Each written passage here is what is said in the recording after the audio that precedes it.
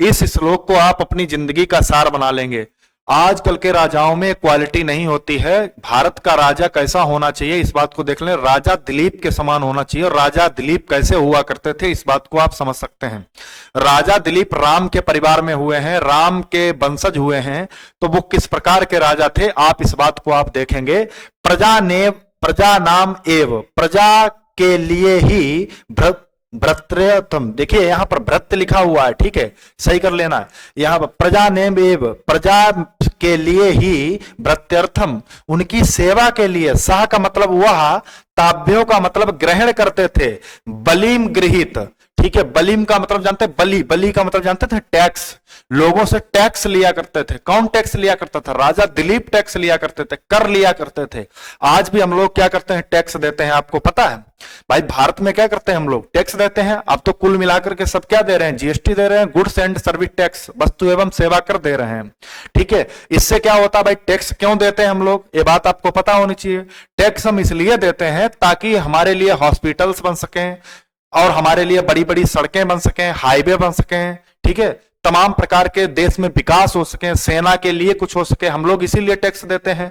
Army के लिए कुछ हो सके, शस्त्र खरीदे जा सके, अस्त्र खरीदे जा सके। उसके साथ साथ बैंक कर्मचारियों को सैलरी हम ही लोगों के द्वारा ही मिलती है, ठीक है।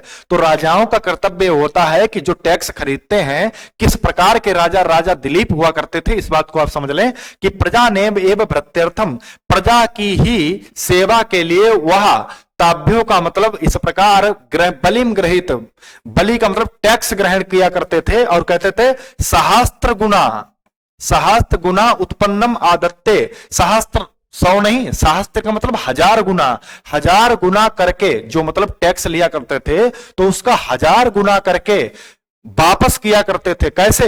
ही रसम रवि, जैसे रवि का मतलब होता है सूर्य, जैसे सूर्य रस यानी जल को वापस करता है, जैसे सूर्य जब आपसे जल यानी कहने का मतलब वाष्प के रूप में सोखता है उस जल को, तो आपको पता नहीं चलता है, लेकिन बादल बनाकर के बारिश के रूप में आपके पास जो जल देता है वो काफी इंपॉर्टेंट होता है। कितना जल दे देता है आपको इस बात को समझ सकते हैं, जो कि एक तरीके का क्या होता है, एक अद्वितीय प्रारूप बन जाता है, इस बात को समझ ले। उसी प्रकार से राजा का कर्तव्य होता है कि देखिए राजा दिलीप क्या होते थे कि 1 रुपए अगर मान लो लिया तो वो आपको 1000 गुना करके देते थे, ठीक है, 1000 रुपए देते आपको। समझ में आ गई बात कि नहीं? लौटाते थे, यानी 1001 रुपए आपको लौटाते, समझो पहले।